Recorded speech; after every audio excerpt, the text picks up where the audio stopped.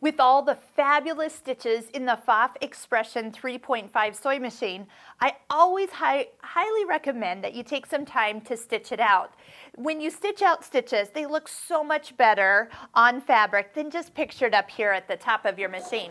As you find yourself stitching out stitches, you can just keep the edge of the presser foot running right along the previous row, and you'd have a nice little sampling of each stitch as you go here. Now, one thing that I like to do is just go ahead, we'll stitch out a little bit more here, and then to finish the stitch, notice each of these stitches have one last pattern here, and the way that that is done is while you're stitching, reach up and touch the stitch restart button.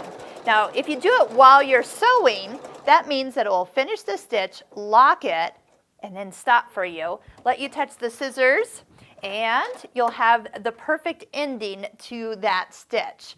So that is a nice one to do as you're sewing. Just go ahead and sew a row, touch it while you're sewing. Now I say touch it while you're sewing because if you stop and touch it, you'll get something else. You'll actually get it to restart, because that's what it's called, the stitch restart button. So if you were halfway through a stitch, you stopped and then touched it, it will start again back at the first stitch of that particular pattern, which is probably not what you want to do when you're trying to finish it.